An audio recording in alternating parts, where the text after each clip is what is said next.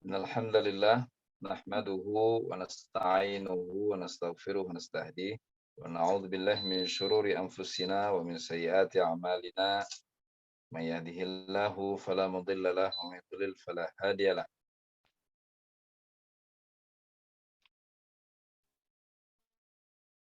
Muhammadan abduhu wa rasuluh sallallahu alaihi wa ala alihi wa sallama la nabiyya ba'da amma ba'd.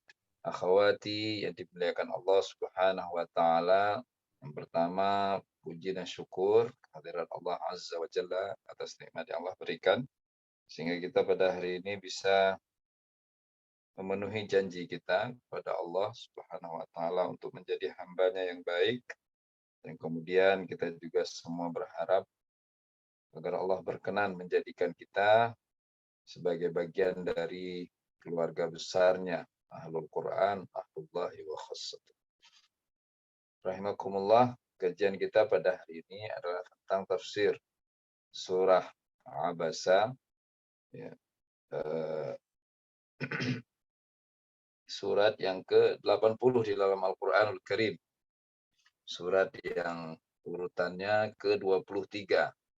Ya, dari sisi turunnya kepada Nabi Muhammad SAW. Walaupun Al-Quran turunnya tidak sebagaimana urutan di dalam mushaf, namun dengan kuasa Allah Subhanahu wa taala urutan Al-Quran itu bisa tersusun persis sebagaimana yang ada di Lauh Mahfuz, walaupun turun sesuai dengan skenario peristiwa dan kejadian yang terjadi pada masa Nabi Muhammad SAW, namun kemudian susunannya persis sebagaimana yang diinginkan oleh Allah Subhanahu wa taala. Surah Abasa wa Tawalla, ya, atau surah Abasa, surah ini terkenal juga dengan nama lain surah As-Sakhah, ya, ada juga yang menyebutnya dengan nama surah As-Safarah, sesuai dengan kedua kata tersebut yang ada di dalam surat ini. Itu turun kepada Rasulullah Sallallahu Alaihi Wasallam diawali oleh suatu peristiwa yang cukup menarik dalam sejarah Islam. Abdullah bin Umi Maktum. Abdullah bin Umi Maktum, beliau ada riwayat yang menyebutkan meninggal pada masa Umar bin Khattab, ya, setelah Fathu Madain, meninggal syahid, dan beliau itu hubungannya dengan Rasulullah Sallallahu Alaihi Wasallam adalah sepupu istrinya Nabi Khadijah, sepupu dari paman dari ibu. Ya. Jadi Ibnu Khali Khadijah, Ibnu Khal, ya. Khal itu paman dari ibu.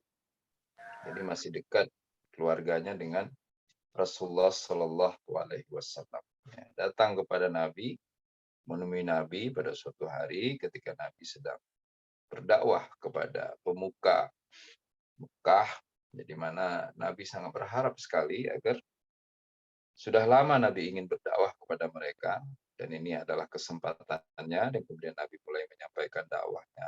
Harapannya adalah bahwa jika para pemukanya bersedia untuk memeluk agama Allah Subhanahu wa taala, maka lebih mudah mungkin bagi Rasulullah Sallallahu Alaihi Wasallam untuk menyampaikan dakwahnya kepada kalangan masyarakat biasa. Sehingga kesempatan yang sangat berharga ini dimanfaatkan dengan baik oleh Rasulullah Sallallahu Alaihi Wasallam. Nah, ketika momen itu sedang berlangsung, datang Abdullah bin Umi Maktum kepada Rasulullah Sallallahu Alaihi Wasallam. Abdullah bin Umi Maktum menyampaikan, "Aqri'ni wa'allimni mimma 'allamakallah." Ya Rasulullah, bacakan untukku, ajari aku tentang apa yang Allah ajarkan kepadaku.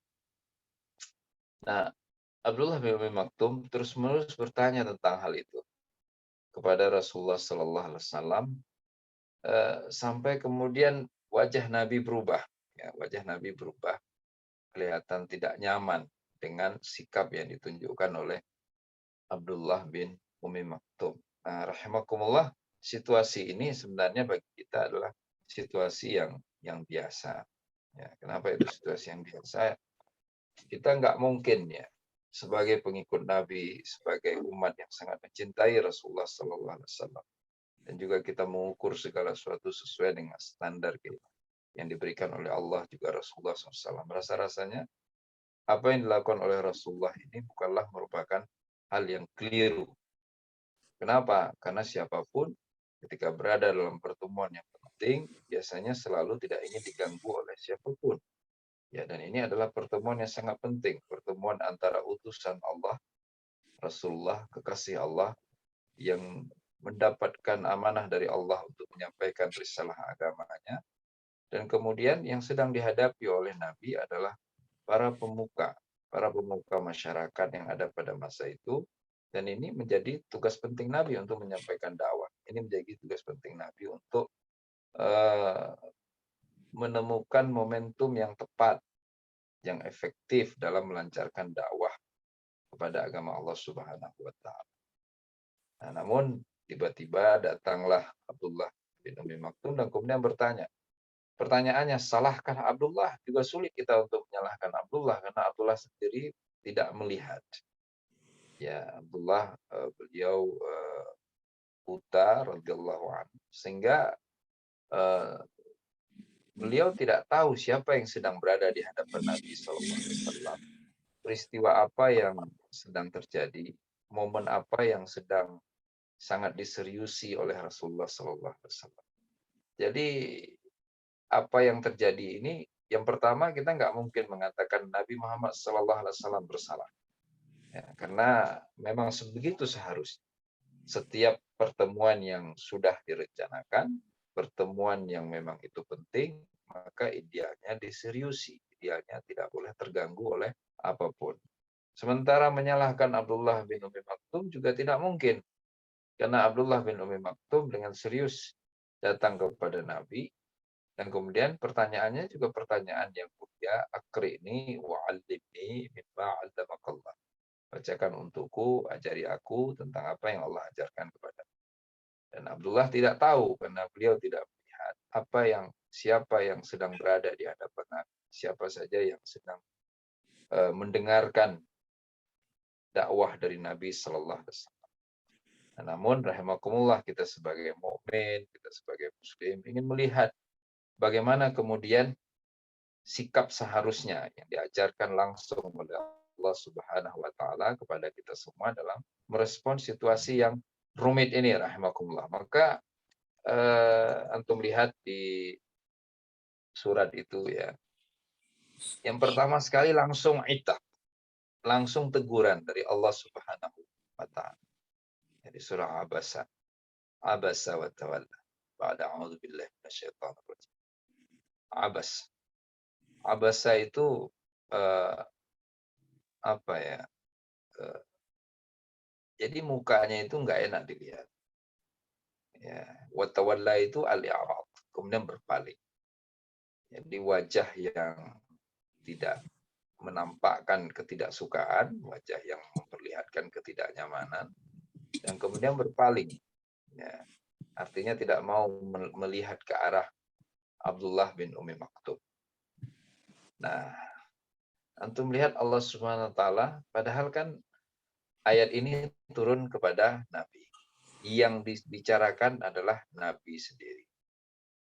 Idealnya Allah Subhanahu wa taala bisa saja menggunakan redaksi abasta wa tawallaita. Muhammad, engkau telah berlaku, engkau telah menunjukkan wajah tidak suka, dan kemudian engkau telah berpaling kepada Abdullah bin Mas'ud.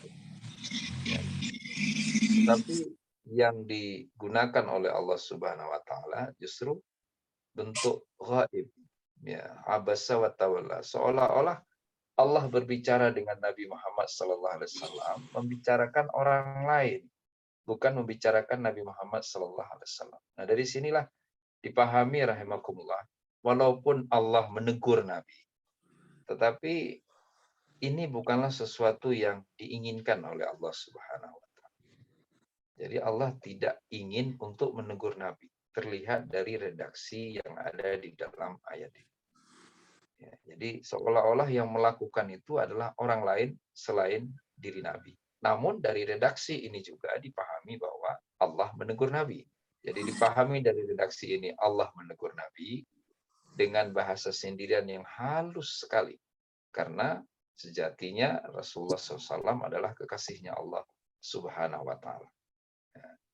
Nah, bagaimana kemudian kita memahami teguran ini? Ya kan, rahimakumullah. Apakah kita boleh menyimpulkan teguran kepada Nabi sebagai bukti bahwa Nabi pernah melakukan kesalahan? Apakah kita boleh menyimpulkan teguran kepada Nabi sebagai bukti bahwa Nabi itu juga berdosa? Bahwa Nabi itu juga mirip manusia biasa? La, rahimakumullah. Itu semua tidak boleh dilakukan. Kita hanya boleh memahami teguran terhadap Nabi hanya sebatas teguran saja. Dalam bahasa lainnya, teguran terhadap Nabi lebih baik hanya dipahami sekedar harmonisasi antara aturan bumi dengan aturan langit. Toh Nabi Muhammad SAW mendapatkan wewenang dari Allah untuk membuatkan aturan di muka bumi ini. Banyak sekali hal-hal yang ketentuan-ketentuan di dalam Islam yang tidak Allah jelaskan di dalam Al-Quran, kemudian dijelaskan oleh Rasulullah SAW. Kita tahu misalnya ada ayat itu bayyina linnasi ma nuzzila ilaihi. Muhammad, engkau tugasmu menjelaskan kepada manusia apa yang Allah turunkan kepadamu, itu Al-Quran. Ketika Nabi menjelaskan isi Al-Quran, sudah barang tentu ada banyak ketentuan yang dibuat oleh Nabi Muhammad SAW, konsekuensi dari pemaknaan atau penafsiran terhadap ayat Al-Quran. Ya, jadi rahimakumullah, kita mengatakan bahwa teguran benar. Allah menegur Nabi. Tapi karena cintanya Allah kepada Nabi Muhammad SAW, maka teguran ini disampaikan dengan bahasa yang sangat halus, membuktikan cinta Allah kepada Nabi. Kemudian teguran ini kita hanya memahaminya dari perspektif harmonisasi aturan. Karena yang membuat aturan ketika Nabi menolak untuk merespon pertanyaan Abdullah bin Umi Maktum, Nabi sangat berhak untuk itu karena beliau Nabi. Karena beliau adalah utusan Allah untuk menyampaikan risalah Allah kepada umat manusia. Dan Allah memberikan wewenang kepada Nabi Muhammad SAW untuk membuat banyak aturan-aturan hukum. Dan di dalam fikih kita belajar, sumber hukum di dalam Islam itu setelah Allah ya Rasulullah SAW. Jadi, rahimakumullah, kita tidak boleh dengan alasan apapun kemudian membuat kesimpulan yang berlebihan, semisal dengan mengatakan, belajar dari ayat ini, sebagaimana Nabi salah, maka kita salah juga. Na'udzubillah. Kita juga tidak boleh membuat kesimpulan, belajar dari ayat ini, Nabi saja ditegur Allah karena kesalahannya, apalagi kita. Jangan sampai ditegur Allah, kita nggak peduli. Na'udzubillah. Tidak boleh mengambil pelajaran dari surat ini atau dari ayat ini dengan mengatakan Nabi bersalah. Karena Allah Azza wa Jalla tidak pernah mengatakan satupun Nabi pernah melakukan kesalahan di dalam Al-Quran. Bahkan justru yang ada ayat di dalam Al-Quran, Allah mengatakan, "Makana linabiyyin an yahul." Tidak mungkin seorang Nabi berbuat berlebihan di dalam hidupnya. Berbuat dosa adalah termasuk kategori berlebihan. Nah, jika Allah sendiri di dalam Al-Quran sudah mengatakan seorang Nabi tidak mungkin melakukan dosa, maka kita tidak memiliki hak untuk mengatakan Nabi telah melakukan dosa. Yang benar adalah kita tinggikan derajat Rasulullah SAW. Walaupun surat ini nuansanya adalah itab, nuansanya teguran terhadap Nabi, tapi kita harus jelaskan fenomena yang sesungguhnya. Bahwa Nabi bukan berarti dalam surat ini digambarkan Nabi bersikap sombong terhadap orang buta. Nabi bukan berarti juga merendahkan saudara-saudara kita yang berkebutuhan khusus. Nah, bukan itu yang dilakukan oleh Nabi. Hakikatnya harus kita baca secara utuh dan benar. Bahwa Nabi sedang berhadapan dengan para tokoh. Siapapun hari ini, jangankan tokoh. Jika ada orang sedang berbicara dengan orang lain, maka di antara adab di dalam Islam, kita tidak mengganggu orang yang sedang berbicara dengan orang lain.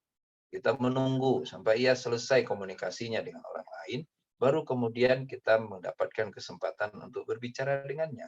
Jadi yang dilakukan oleh Nabi itu sungguh telah tepat dan merupakan akhlakul karimah yang sebenarnya, rahimahullah. Hanya dalam situasi ini Allah ingin memberikan arahan kepada Nabi Muhammad SAW, termasuk tentunya kepada kita semua, bagaimana idealnya kita bersikap. Maka inilah yang saya sebutkan tadi sebagai bagian dari harmonisasi lagi. Apa yang Nabi lakukan sudah tepat, sudah benar menurut pertimbangan Nabi Muhammad SAW. Apa yang dilakukan bahkan juga oleh Abdullah bin Umi Maktum sudah juga sangat benar. Karena Abdullah datang bukan ingin bertanya yang aneh-aneh, justru ia ingin bertanya tentang Islam. Aqri'ni wa'allimni mimma 'allamakallah. Ya, tetapi rahimakumullah situasilah yang kemudian mengakibatkan hal ini terjadi. Peristiwa inilah yang kemudian menjadi sababun nuzul turunnya surah Abasa wa Tawalla. Maka dalam Islam tentunya kita tidak boleh berandai-andai. Ya, tapi seandainya, jika boleh berandai-andai, seandainya Abdullah bin Umi Maktub tidaklah buta, maka sepertinya peristiwa ini tidak terjadi. Namun karena andai-andai dilarang, maka tugas kita adalah mengambil pelajaran dari peristiwa ini. Mengambil pelajaran dari ayat-ayat yang ada dalam surah Abasa. Ya, jadi rahmatullah begitu cara memaknainya abasa wa tawalla. Jadi itu yang dilakukan oleh Nabi. Maka kita jangan nambah-nambah ya. Terhadap Nabi jangan ditambah-tambahkan. Jangan kemudian Nabi sombong. Apalagi Nabi angkuh gitu. Nauzubillah min dzalik. Lah, Allah tidak mengatakan itu. Kalau Allah tidak mengatakan, maka kita jangan katakan. Karena Nabi adalah manusia mulia. Nabi teladan. Sudah meninggal 1.500 tahun yang lalu. Tapi tidak ada satupun cacat atau aibnya yang berhasil dibongkar oleh manusia yang selalu memusuhinya. Sebagian dari mereka.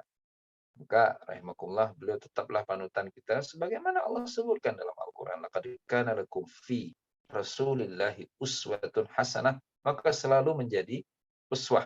Jadi surat ini agar kita kemudian memiliki solusi menghadapi situasi yang pelik jika suatu hari terjadi sebagaimana yang dihadapi oleh Nabi Muhammad sallallahu alaihi wasallam.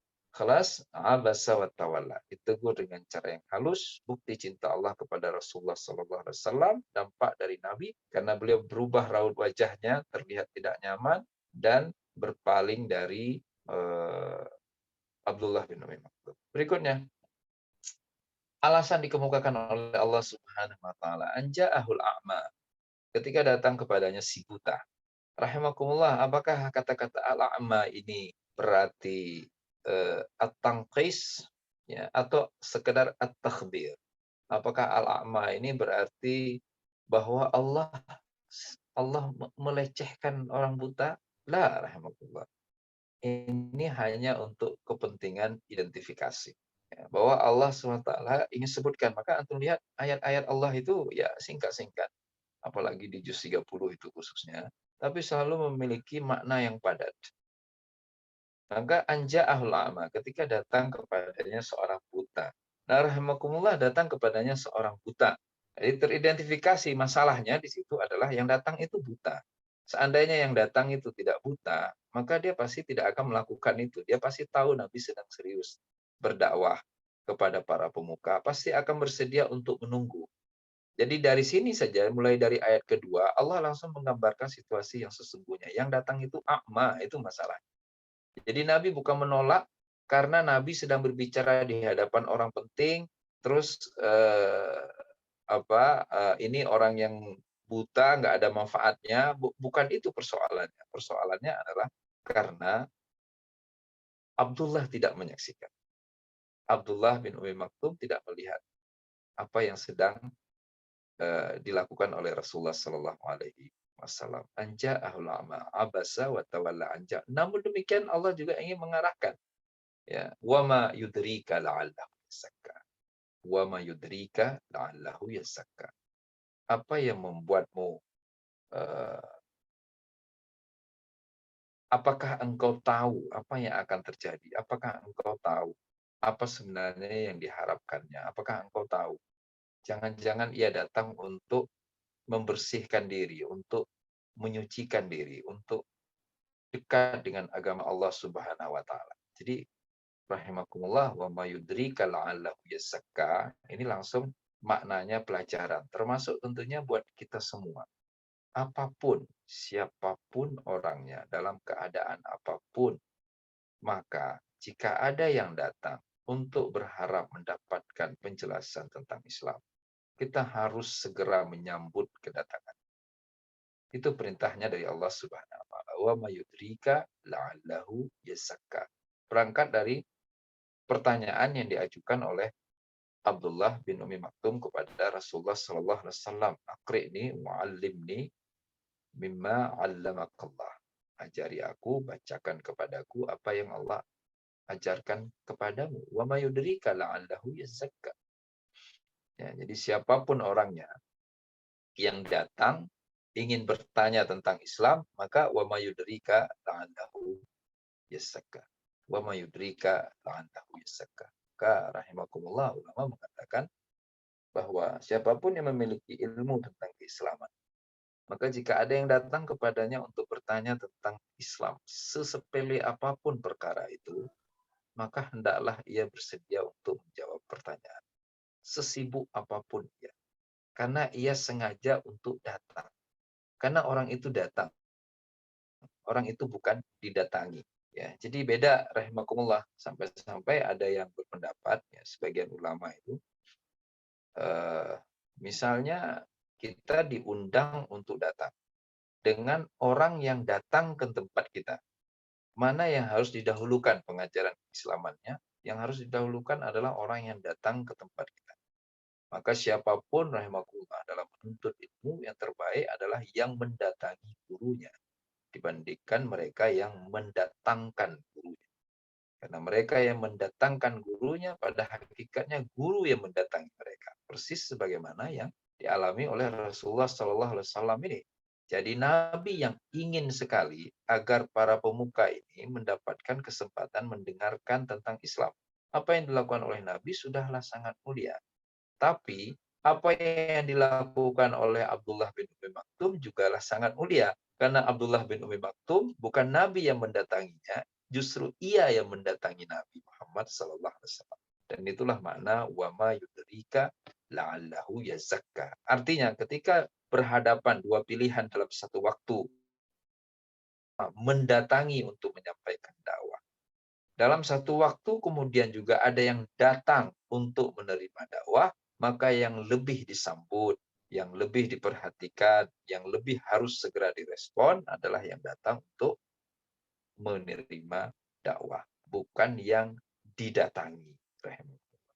Ya, agar apa? Agar kemudian jelas ketika seseorang memiliki hasrat untuk berislam, ia selalu mendapatkan sambutan yang baik dari umat Islam itu sendiri. Maka akhwat semua, juga kalau kita kembangkan maknanya, jangan sampai pada hari ketika ada saudara-saudara kita misalnya menyatakan keinginan keislamannya, lantas kita panik dan kemudian menyuruhnya untuk menunggu atau menyuruhnya untuk ke masjid atau apapun yang kita lakukan. Yang benar itu, yang benar adalah ketika ada saudara-saudara kita yang menyampaikan niat baiknya untuk mendapatkan hidayah dari Allah Subhanahu wa taala, maka kita harus segera menyambut niat baik itu.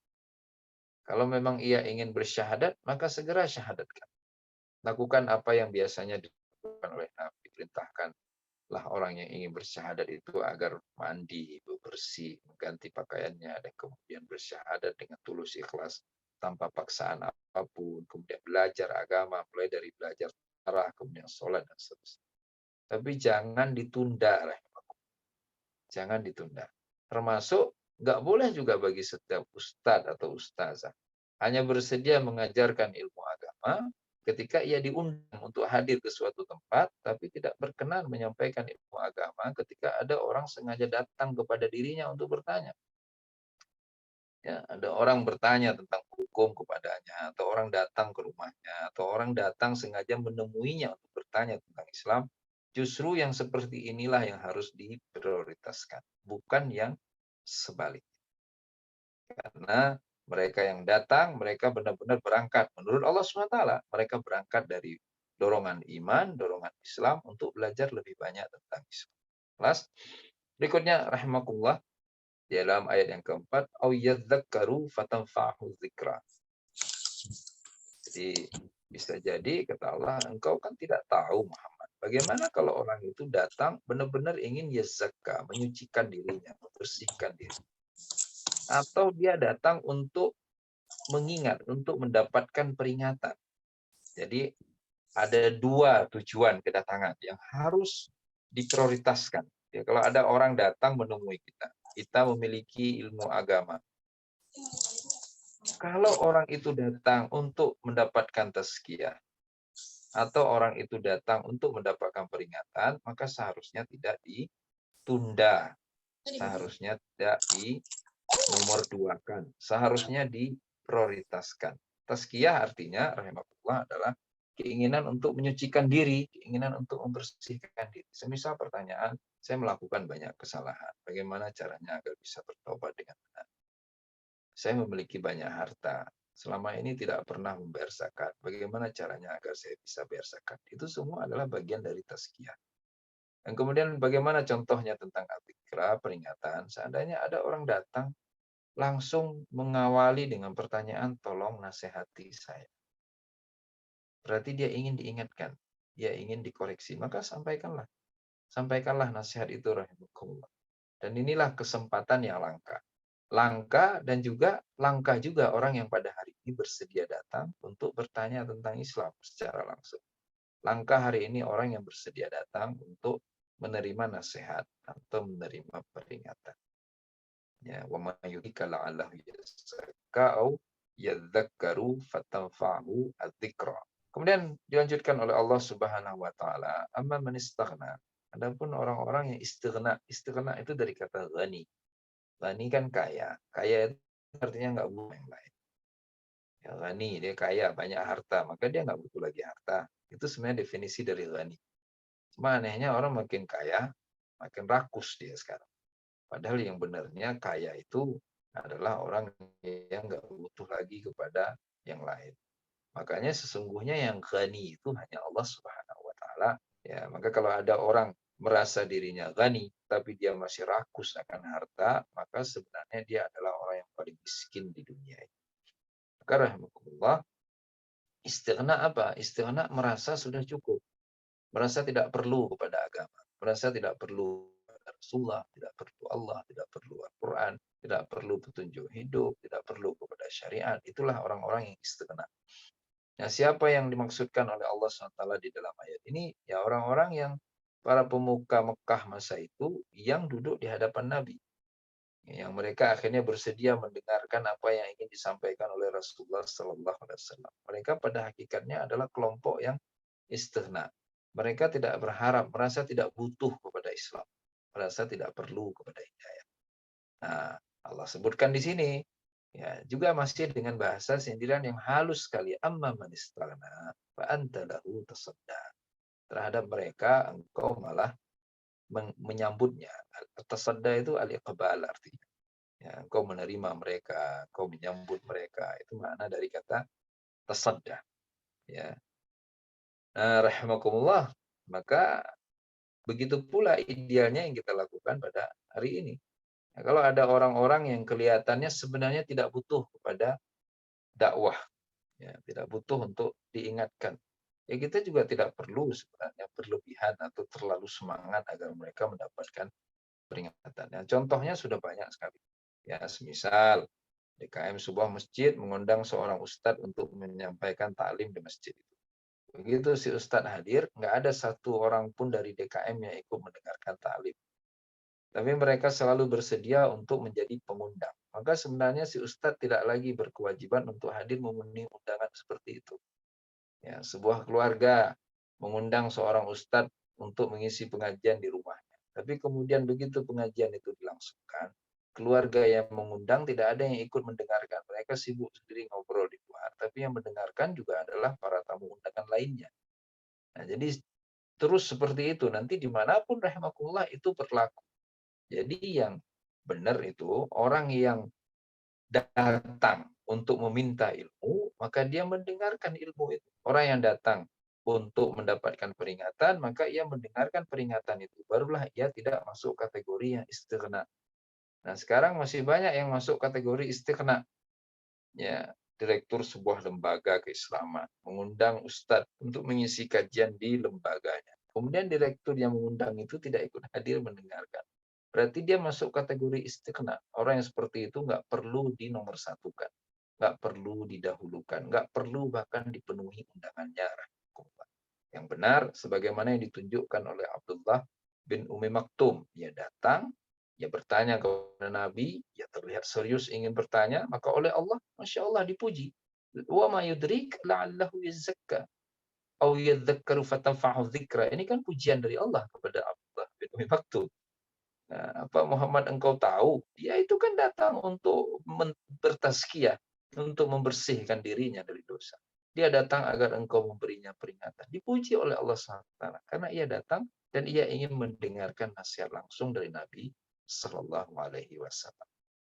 Nah, kemudian dilanjutkan oleh Allah dalam ayat yang ketujuh, wa ma 'alaika alla yazakka. Padahal tidak ada kewajibanmu agar mereka beriman. Innaka la tahdi man ahbabta walakin Allah yahdi man yasha. Ya, engkau Muhammad tidak bisa memberikan hidayah. Wa ma 'alaika alla yazakka. Ini modal penting, singkat tapi penting. Bagi siapa? Bagi semua yang bergerak di bidang dakwah, ya, para ustazah, ya, asatizah semuanya, juga mungkin murid-murid senior yang sudah mulai menyampaikan dakwahnya. Nggak perlu ngotot. Ya, karena sesungguhnya hidayah itu dari Allah Subhanahu wa taala. Tugasnya itu adalah merebut hati dengan menyampaikan kalam Allah, dengan menyampaikan keteladanan Rasulullah Sallallahu Alaihi Wasallam. Tapi apakah pasti selalu berhasil direbut? Belum tentu, karena hanya Allah yang muqallibul qulub. Hanya Allah yang bisa membolak-balikkan hati. Bahkan tidak sedikit yang nggak pernah diajak pun, nggak pernah didakwahi pun, akhirnya bersedia untuk mempelajari Islam secara lebih baik. Wa ma 'alaika alla yazakka. Ya, jadi berupayalah benar. Kita harus berusaha. Kita nggak mungkin mengatakan apa yang dilakukan Nabi bersama para pemuka Makkah itu adalah sesuatu yang keliru. Justru ini menunjukkan keseriusan Rasulullah SAW dalam berdakwah.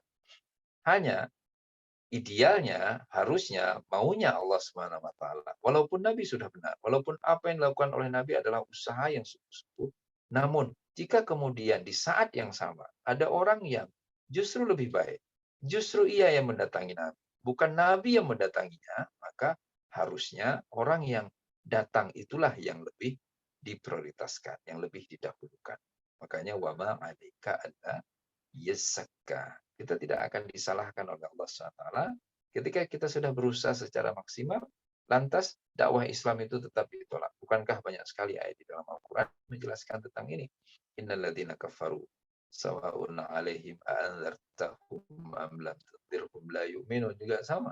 Sama saja. Engkau beri peringatan, tidak engkau beri peringatan, mereka tidak akan beriman. Artinya rahimakumullah, upaya yang kita lakukan, juhud yang kita lakukan dalam dakwah ini selalu harus diingat, ini adalah sesungguhnya hanya menjalankan amanah dari Allah Subhanahu wa taala. Walaupun kita dipersilahkan untuk membuat target, untuk membuat rencana hasil, namun tetap harus diyakini seyakin-yakinnya bahwa ini soal amanah dari Allah.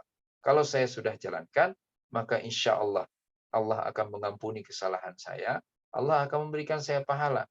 Bukan tergantung pada berapa banyak orang yang mau menerima dakwah yang saya sampaikan. Seperti itu. Kemudian yang kedelapan, wa amma man ja'aka yas'a. Diulang lagi sekali lagi oleh Allah Subhanahu wa taala. Tadi kan padahal sudah tuh wa may yudrika la'allahu yazakka wa yadhakkaru fatanfa'u dzikra. Sekarang diulang lagi di ayat ke-8. Wa amma man ja'aka yas'a. Sementara yang datang kepadamu secara sungguh-sungguh, wa huwa yakhsha, dan ia takut, fa anta anhu talaha. Engkau malah talaha itu sudah jadi bahasa Indonesia, leha-leha. Engkau malah santai saja, tidak menanggapinya dengan serius. Padahal ia datang dengan kesungguhan, yasa, sa'i itu kan sungguh-sungguh. Kemudian yakhsha, khasyah, dengan rasa takut. Datang dengan kesungguhan, datang dengan rasa takut, malah direspon dengan sederhana. Tidak direspon dengan, tidak ditanggapi dengan tanggapan yang serius. Masya Allah. Jadi, rahimakumullah, akhirnya di sini kan kita sudah mulai bisa menemukan. Ada 4 syarat yang ada pada seseorang yang kita sebagai pendakwah ini harus merespon mereka dengan serius, apapun keadaan kita. Satu, orang itu terlihat sungguh-sungguh datang. Kedua, orang itu terlihat ada rasa takut pada Allah. Ingin bertanya, ingin jalan keluar dari masalah.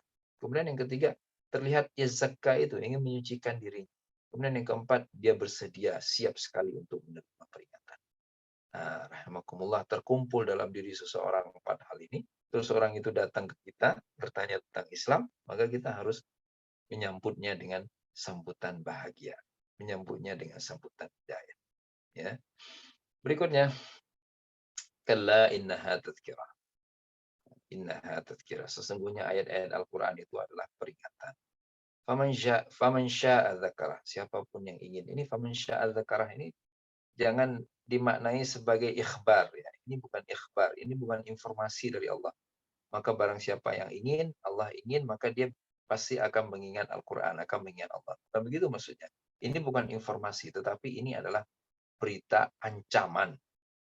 Ya, berita ancaman. Bahwa kalau orang tidak diinginkan oleh Allah kebaikan untuknya, untuk dirinya, maka ya udah orang itu nggak baik. Ya kan hadisnya sudah banyak dari Nabi SAW. Mayuridillahu bihi khairan yufaqihu fiddin. Barang siapa yang Allah inginkan kebaikan untuknya, maka Allah akan memahamkannya akan ilmu agama.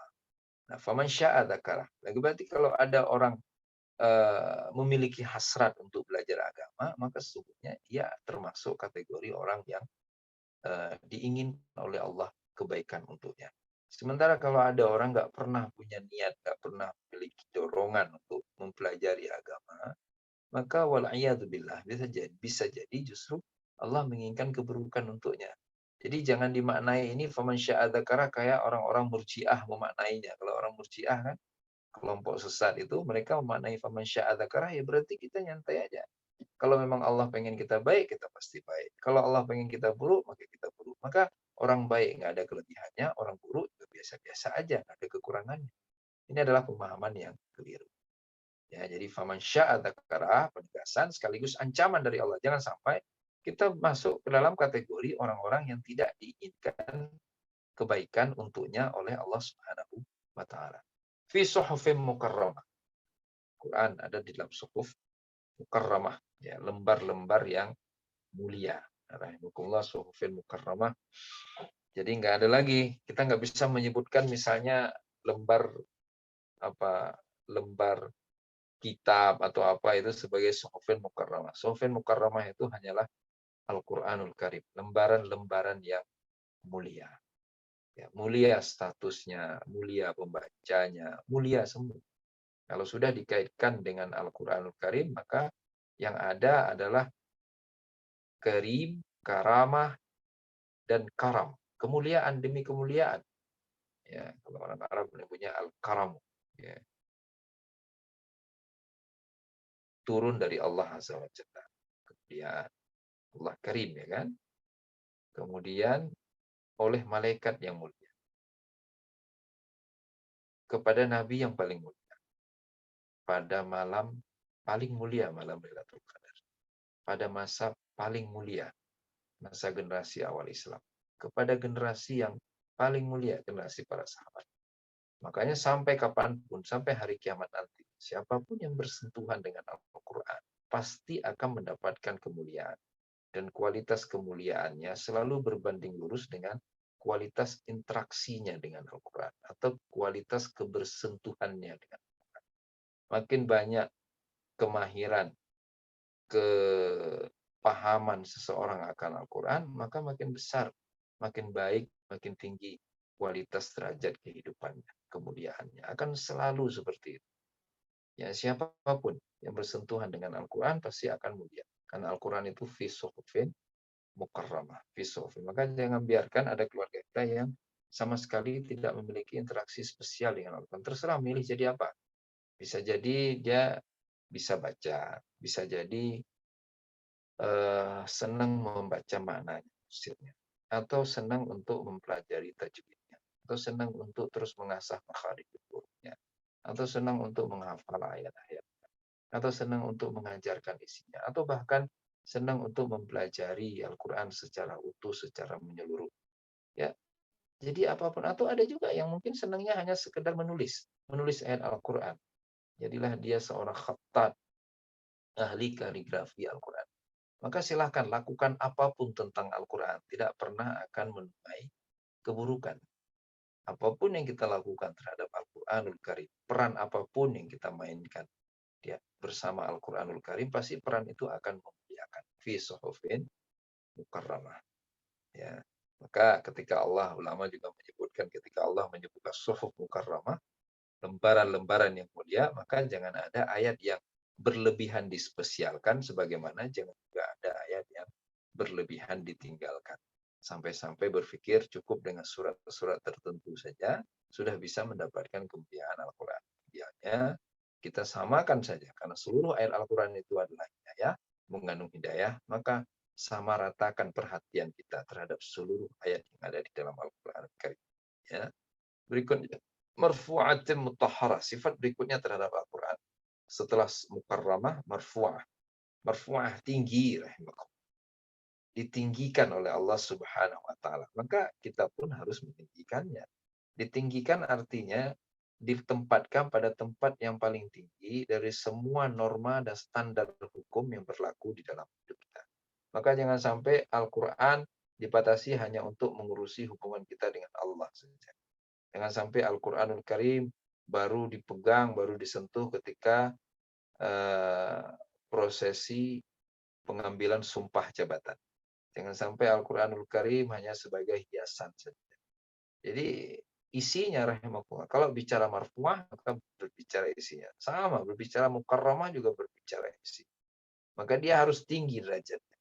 Maka semua aturan hidup yang ada dalam kehidupan kita, apakah itu sifatnya personal ataupun komunal, pribadi ataupun masyarakat, sosial, maka idealnya semuanya berada di bawah Al-Quran. Artinya, rahimahullah, jangan sampai aturan-aturan yang ada itu justru bertentangan dengan Al-Quran. Maka siapapun yang membuat aturan, harusnya idealnya selalu memperhatikan aturan dari Al-Quran agar jangan sampai bertentangan dengan Al-Quranul Karim. Maka antum lihat rahimakumullah, seperti negara kita tercinta, yang tanah air tercinta ini, itu aturan baik di dalam Pancasila maupun di dalam UUD 1945. Karena memang awalnya dirumuskan oleh para ulama, mereka yang paham betul dengan Al-Quranul Karim, mereka yang paham betul dengan hadis-hadis Nabi Sallallahu Alaihi Wasallam. Maka kita sulit sekali untuk menemukan ada pasal ya atau ada sila dari Pancasila yang bertentangan dengan Al-Quranul Karim. Karena mereka mengawal betul agar aturan yang mereka buat itu jangan sampai bertentangan dengan Al-Quran. Ya, jadi rahimakumullah, itulah idealnya yang sekarang ini juga harus kita lanjutkan apa dulu yang sudah dicanangkan oleh para pejuang yang berjuang untuk merumuskan berbagai aspek dari konstitusi negara ini.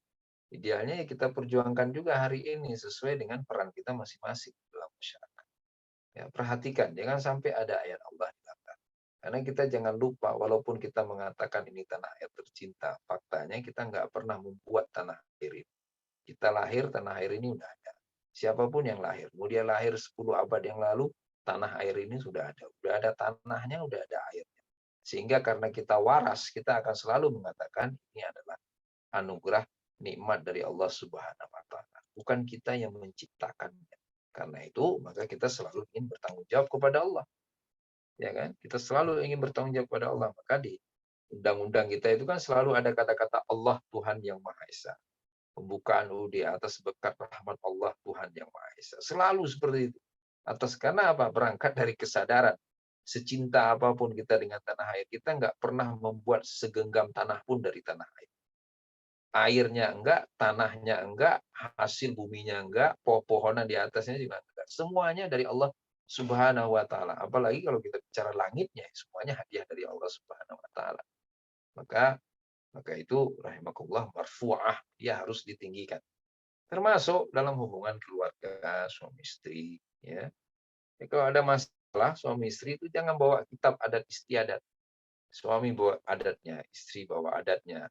Ya, akhirnya akan terjadi cekcok di dalam keluarga. Yang benar adalah semua kembali kepada Al-Quranul Karim. Ngurus yayasan, jangan sampai bawa standar yayasan yang bertentangan dengan Al-Quran. Pastikan standar-standar atau aturan-aturan yang dibuat itu selalu jalan serah dengan Al-Quranul Karim. Karena ia harus marfu'ah. Maka siapapun akhirnya, tanpa terkecuali, ya, walaupun mungkin ilmunya banyak, ketika ia memutuskan sesuatu, ketika ia membicarakan sesuatu, ternyata disanggah dengan Al-Quran, maka ia harus bersedia menerima.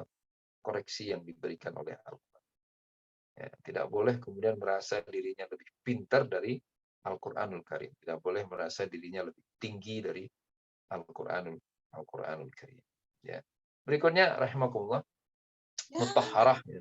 Sifat berikutnya mutahharah, suci. Jadi adalah suci. Apa makna suci? Kan ada dua makna, ada makna zahir, ada makna batin. Secara makna zahir bahwa Al-Quran itu ya disentuh hanya orang yang berwudu. Ya, Al-Quran itu harus dimuliakan tempatnya, ya jangan sampai tidak mulia tempatnya.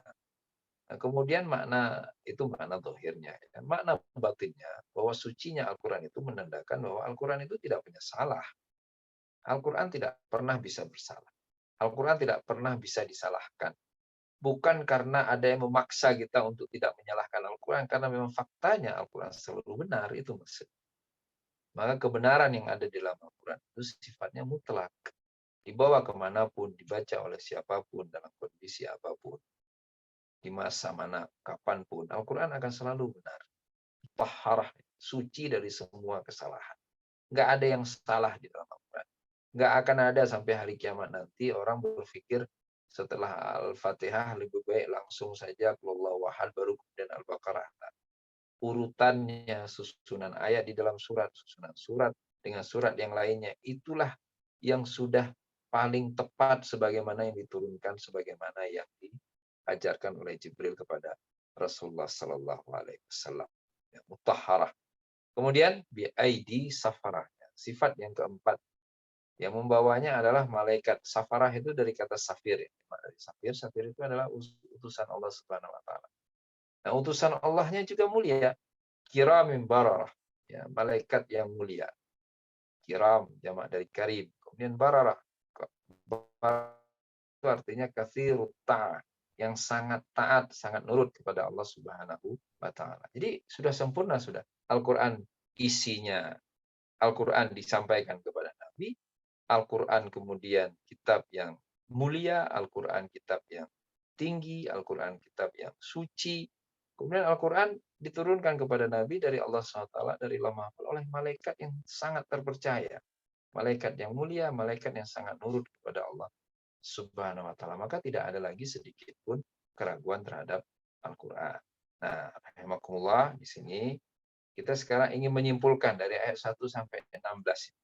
Apa sebenarnya esensi pelajaran penting ya dari peristiwa yang dialami oleh Rasulullah SAW bersama Abdullah bin Umi Maktum. Ya, yang pertama sekali rahimahullah bahwa tegur menegur itu adalah sesuatu yang biasa dalam hidup ini. Ya, justru kita sangat membutuhkan teguran siapapun orangnya. Karena ketika ditegur, kalau Nabi ditegur hanya untuk kepentingan harmonisasi saja. Kita tidak mengatakan Nabi bersalah. Tapi kalau kita sampai mendapatkan teguran, pasti biasanya ada hal-hal yang sudah melampaui batas. Apakah itu perkataan, perbuatan, sikap, dan sebagainya. Maka kita butuh kepada teguran. Anak itu biasanya, kalau kemudian akhlaknya makin hari makin memburuk, selalu berawal dari ibunya atau orang tuanya yang tidak pernah bersedia untuk menegurnya. Ya, karena ada tuh anak-anak sekarang yang Masya Allah, ya Masya Allah, tidak menunjukkan hormat terhadap orang lain, bersikap sesuka hatinya, sampai-sampai oleh sebagian orang dianggap ini apa autis anak ini atau kenapa ya, padahal hakikatnya anak yang normal. Setelah ditelusuri ternyata orang tuanya tidak pernah bersedia untuk menegurnya. Jadi unik rahimakumullah. Ya, dan beberapa orang tua hari ini juga cukup unik ya, merasa bahwa anaknya adalah anak zaman sekarang, padahal zaman itu nggak pernah nikah dia. Ada zaman laki terus zaman perempuan tuh dia nikah, lahirlah anak dengan nama anak zaman sekarang. Yang ada itu anak emak sama ayahnya. Tapi si emak dan ayah karena nggak bersedia melihat kelakuan si anak, juga nggak bersedia untuk menegurnya, akhirnya dituduhlah si anak adalah anak zaman sekarang.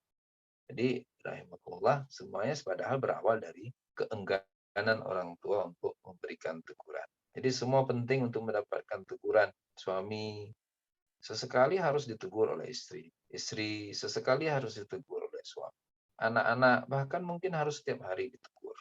Siapapun harus ditegur rahimahullah agar kemudian bisa selalu berada pada relnya. agar kemudian selalu bisa berada pada kondisi yang diinginkan Allah Subhanahu wa taala. Ya, yang perlu kita perhatikan, kemudian poin keduanya, teguran-teguran itu basisnya harusnya ridha Allah. Ya, bukan perasaan orang yang menegurnya. Jadi nggak perlu juga teguran itu disampaikan karena perasaan, berbasis kepada perasaan atau berbasis kepada kebiasaan. Ya, hanya teguran itu disampaikan basisnya kepada kalamullah, kepada Al-Qur'anul Karim. Jika kita melihat sesuatu memang tidak pas menurut Al-Qur'an, menurut Nabi, barulah kemudian teguran itu disampaikan. Karena kalau tegur menegur itu basisnya adalah perasaan atau kebiasaan, akhirnya justru akan berujung pada permusuhan, ketidaksukaan, akan melahirkan kebencian dan seterusnya. Tapi kalau tegur menegur itu basisnya pada Al-Quran, pada keteladanan Nabi SAW, maka yang akan lahir adalah rasa cinta, rasa sayang, perhatian, dan seterusnya. Ya. Berikutnya, rahimakumullah, kesimpulan yang ketiga dari ayat 1 sampai 16 ini, bahwa Islam mengajari kita prinsip yang sangat penting dalam bermuamalah, yaitu inna akramakum indallahi atqakum. Sesungguhnya yang paling mulia di antara kamu adalah yang paling bertakwa. Jadi orang mulia itu ukurannya adalah ketakwaan. Jadi tidak ada ukuran kemuliaan itu dengan ukuran selain ketakwaan. Ukurannya adalah ketakwaan. Jadi siapapun. Ya, kalau kita lihat dalam kasus tadi, Rasulullah bersama Abdullah bin Umi Maktum, Rasulullah berhadapan para pemuka Quraisy yang jelas sudah menunjukkan ketakwaannya ya Abdullah bin Umi Maktum. Maka itu kenapa Allah meminta Nabi untuk merespon, untuk mendahulukan, untuk lebih mementingkan Abdullah bin Umi Maktum. Dan itu menjadi tradisi kemudian. Jadi setelah peristiwa ini rahimakumullah mentradisi, Nabi langsung memperlakukan sama semua sahabat-sahabat.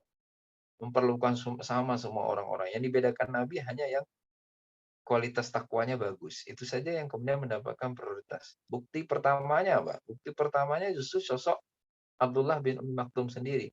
Jadi setelah peristiwa itu, orang kan kalau coba antum misalnya, kita ditegur nih sama seseorang gara-gara laporan seseorang atau gara-gara sikap seseorang, pasti kita nggak senang dong. Ya kan biasanya orang begitu kan, pasti disamperin tuh orang itu. Gimana sih kok jadi ditegur gitu, biasanya gitu. Jadi lama-lama nggak disukai. Tapi nggak begitu Nabi Muhammad SAW. Nabi itu kan jelas banget. Nabi ditegur Allah gara-gara sikap Nabi terhadap Abdullah bin Abi Maktum. Artinya kalau mau bicara biangnya atau faktor utamanya pencetus teguran ini kan Abdullah bin Umi Maktum. Tapi lihat bagaimana respon Nabi terhadap Abdullah bin Maktum. Setelah peristiwa ini, setelah turunnya surat ini, setiap kali ketemu Abdullah bin Umi Maktum, apa yang Nabi lakukan? Nabi bentangkan selendangnya, Nabi ridanya, sorbannya, Nabi bentangkan begitu. Kemudian apa kata Nabi kepada Abdullah bin Maktum? Marhaban biman atabani fihi Robbi. Selamat datang, marhaban, selamat datang kepada orang yang gara-garanya Allah menasehatiku, Allah menegurku. Masya Allah, coba, ya kan? Luar biasa Rasulullah SAW. Luar biasa, Masya Allah. Ini akhlak mulia ini yang harus kita pelajari dari Nabi. Ya, marhaban biman atabani fihi Rabbi. Selamat datang kepada saudaraku yang gara-garanya aku ditegur oleh Allah. Kayak senang gitu karena mendapatkan teguran dari Allah. Padahal ini kan orang penyebab mendapatkan teguran. Hari ini mana ada sih orang senang ditegur? Kebanyakan orang kalau ditegur pasti dengan cepat berkilah dan mengatakan kayak dia benar aja gitu, biasanya begitu. Ya, rahimakumullah. Tapi Nabi SAW justru malah sebaliknya, marhaban biman atabani fihi Rabbi. Maka nggak apa-apa, mak itu di rumah misalnya, tiba-tiba kata anaknya, mak itu gimana sih jilbab? Ya udah makasih ya nak, sudah ngingetin ibu. Harusnya kan begitu. Atau anak ngomong ke ayahnya, ya aku doang yang tiap hari ngaji, kok ayah nggak pernah kelihatan ngaji. Nah, harusnya ayahnya belum anaknya. Terus bisik ke telinga anaknya, nak makasih ya, sudah ngingetin ayah. Masya Allah. Coba kalau rumah kita begitu. Pasti si anak mudah dinasehati. Karena dia tahu ayahnya pun bisa dinasehati atau emaknya juga bisa dinasehati. Ya, jadi rahimakumullah itu gaya Nabi SAW menerima dan menyambut nasihat. Ya, kemudian apalagi yang dilakukan oleh Rasulullah? Zaid bin Harithah. Siapa yang nggak kenal Zaid bin Harithah dulu kan? Zaid bin Muhammad namanya. Ya, sebelum Nabi diangkat menjadi Rasul, Dia itu kan dulu ikut perang sama ayahnya, perang dengan sukunya Nabi SAW. Nah, oleh perang itu kalah sukunya ayahnya Zaid itu. Akhirnya Zaidnya ditinggalkan di medan tempur, di medan perang. Jadilah Zaid itu dipungut, diurus sama Nabi SAW dari dia kecil. Sehingga orang akhirnya menisbahkan Zaid kepada nama Nabi, Zaid bin Muhammad.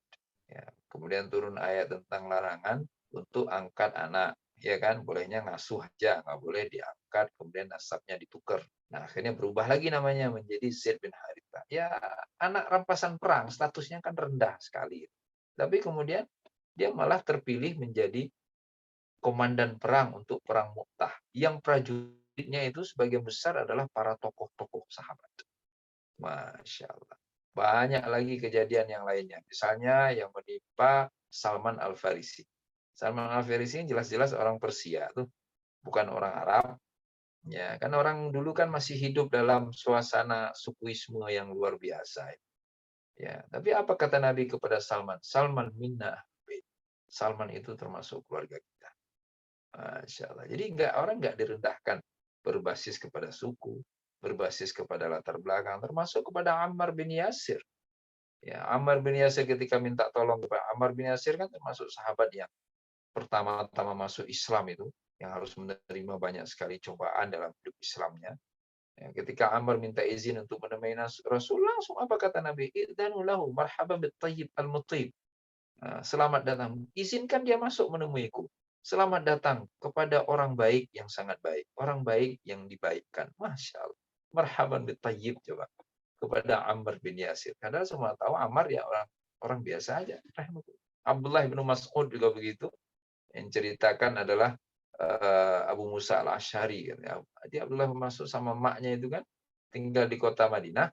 Sama masuk Islam. Itu keluar masuk ke rumah Nabi sampai Abu Musa al-Asy'ari bilang, lah ini udah kayak keluarga Nabi aja. Jadi nggak dibedakan, padahal juga bukan orang kaya, bukan orang terkenal. Ya, jadi banyak sekali peristiwa-peristiwa yang menggambarkan bahwa Rasulullah SAW setelah turunnya surat ini tidak pernah lagi memuliakan, mengutamakan, memprioritaskan sesuatu kecuali atas dasar ketakwaan, atas dasar ketakwaan. Ya, pernah suatu ketika kita tahu Abu Sofyan kan masuk Islam belakangan. Abu Bakar kan masuk Islam duluan. Nah, pernah suatu hari Abu Sofyan ngomong nggak pas gitu depan veteran perang Badar. Kita semua tahu bahwa veteran perang Badar ini sahabat-sahabat utama lah, karena itu perang utama dalam Islam, perang paling berat, resikonya besar dan sebagainya. Maka Asyyahu Masyayikhu Badrin atau Asyyahu Badrin ini, veteran perang Badar ini selalu kedudukannya tinggi di mata para sahabat. Nah, suatu hari Abu Sufyan ngomong hal yang nggak kurang mengenakan kepada para veteran perang Badar. Abu Bakar marah. Abu Bakar marah. Tahu nggak? Ketemu Nabi. Apa kata Nabi? Abu Bakar, jangan. Allah itu bisa marah kalau apa yang engkau katakan tadi kepada Abu Sufyan membuat dia marah. Jadi Nabi ngomong begitu malah ke Abu Bakar. Padahal jelas-jelas. Kalau secara strata siapa duluan masuk Islam, jauh lebih tinggi Abu Bakar dibanding Abu Sufyan. Tapi ketika Abu Sufyan, malah kata Nabi apa kepada Abu Bakar? Abu Bakar, seandainya omonganmu membuat Abu Sufyan marah, maka Allah marah kepadamu. Apa yang Abu Bakar? Abu Bakar buru-buru datang ke Abu Sufyan. Kalian tadi marah nggak? Apa kata mereka? Kata Abu Sufyan dan CS-nya itu. Enggak, udah Allah sudah mengampunimu, katanya seperti itu. Masya Allah, rahmatullah. Lihatlah keutamaan. Keutamaan itu ada pada ketakwaan. Ya, Umar bin Khattab pernah mengatakan apa? Kepada Abu Bakar ya, beliau menyebutnya Abu Bakar, huwa sayyiduna wa a'taqa sayyidana, kata Umar. Abu Bakar itu adalah tuan kami, tokoh kami, dan ialah yang memerdekakan tokoh kami. Pertanyaannya itu yang dimaksudkan oleh Umar itu yang dimerdekakan oleh Abu Bakar siapa coba? Bilal. Tapi Umar nyebutnya wa'ataqa sayyidana. Dan ia yang memerdekakan tokoh kami. Nah, maka rahimakunallah, kita belajar dari ayat-ayat yang ada di awal dari peristiwa sababun nuzul dari surat ini bahwa kita harus benar-benar serius ya untuk ketika ingin memprioritaskan, ingin mendahulukan, pastikan itu alasannya adalah ketakwaan. Ya, alasan kemuliaannya adalah ketakwaan, bukanlah alasan-alasan yang lain. Maka ini memang agak berat karena faktanya dalam kehidupan ini, ya contoh saja misalnya di masjid itu ya, saya perhatikan kadang-kadang yang selalu sholat ke masjid, rutin sholat fardu 5 waktu, itu biasa aja. Tapi kalau datang sesekali, ya orang kaya gitu ke masjid, itu disambut, disambut, semuanya pada duduk, salaman, padahal dia jarang ke masjid. Hanya cuma datang seminggu 2, 3 kali. Dan itu terjadi di mana-mana, dan ini adalah bagian dari gangguan setan yang ada dalam pikiran dan perasaan kita. Nah, kita belajar dari sini agar meluruskan pikiran dan perasaan itu. Ketika ingin memuliakan, pastikan itu dimuliakan karena hanya unsur ketakwaan. Itu alasan utama. Baik, kita lanjutkan ya, rahimahullah suratnya. Kita sampai 23 insya Allah. Nah, kemudian temanya beralih ke Qutilal insanu ma'akfarah. Ini ancaman nih pada orang kafir. Isunya udah berbeda, tidak lagi isu yang di atas. Ya, Qutilal insanu ma'akfarah. Jadi manusia itu terbunuh dan betapa kafirnya. Ya, betapa kafirnya, betapa membangkangnya ya. Jadi kan ini lengkap sekali, singkat ya tapi tegas sekali. Ya, sampai dia terbunuh tapi betapa kafirnya ya. Artinya ya matinya mati yang tidak berharga. Mati yang sia-sia dan betapa ia sangat besar perlawanannya terhadap Allah Subhanahu wa taala. Qutilal insanu ma akfarah. Nah, kalau kita belajar makna kufur, kufur itu kan ghatta yughatti, menutup. Ada betapa tertutupnya mata kita, tertutup mata untuk melihat, tertutup mata hati untuk merasa, tertutup mata pikiran untuk berpikir. Ya, maka rahimakumullah jangan sampai ini kan ancaman serius ini dari Allah Subhanahu wa taala. Jadi matinya itu mati sia-sia. Dan kemudian dia mati dalam keadaan kufur, dalam keadaan tertutup. Dia tidak bisa melihat hakikat dari kehidupan dunia ini. Maka pelajaran penting dari ayat 17 ini, bukalah mata hati kita. Bersedialah untuk menerima nasihat. Janganlah buru-buru merasa kita udah benar, udah aman, udah baik, udah oke, udah semua ada. Rahimakumullah. Apalagi kalau kayak sebagian orang hari, ketika dinasihati selalu mengatakan kayak dia baik aja. Terus kita baru menerima nasihat dari orang yang selalu lebih baik dari kita. Terus kita bisa tahu gitu, ada orang yang lebih baik dari kita kan nggak tahu. Ya, jadi yang benarnya ya dengar aja nasihat itu. Mau siapa aja yang menyampaikan. Ya, dengarkan. Rahimakumullah. Maka yang menyampaikan nasihat haruslah ilmu idealnya. Belajar ilmu baik, belajar Al-Quran, belajar Islam. Agar jangan juga dia malah menyesatkan. Ya, jadi rahimakumullah, buka hati kita, terimalah kebenaran-kebenaran Islam. Timbang-timbang lagi kebenaran. Jangan buru-buru bawa perasaan. Ya, kan ada orang itu kan, ibu tuh biasanya, sebagian sih, nggak semuanya. Kalau marah itu nepuk-nepuk dada dia. Duh, sakit banget dada saya. Nah, nggak masalah itu sakit dada. Yang parah itu apa? Sakit badan dibakar di neraka. Karena ternyata nggak sesuai dengan maunya Allah Subhanahu wa taala. Maka nggak perlu tuh dada selamat terus badan kebakar. Emang bisa tuh dada selamat badan kebakar? Nggak bisa. Kebakar semua.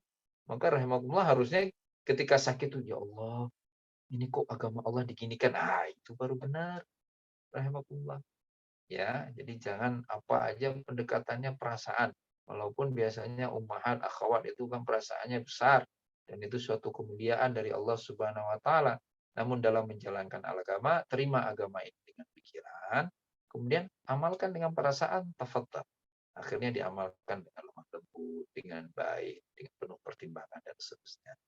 Berikutnya, rahimakumullah. Min ayyi syai'in khalaqah. Nah, ini bentuk penyadaran dari Allah Subhanahu wa taala. Jadi kenapa sih membangkang? Emang dia diciptakan dari apa? Masya Allah. Ya, singkat tapi menyadarkan diciptakan dari apa. Itu mengingatkan banyak hal kan. Satu, mengingatkan kita bahwa kita nggak pernah nyiptain diri kita sendiri. Jadi apa sih mau disombongkan? Mau dibilang orang kebetulan dulu waktu lahir dibawa kecetakan dulu sama maknya biar jadi cakep kan enggak. Lahirnya begitu aja, tiba-tiba aja dia cakep. Ya, jadi apa yang mau disombongkan? Nggak ada yang bisa disombongkan, orang kita nggak berperan dalam menciptakan diri kita sendiri.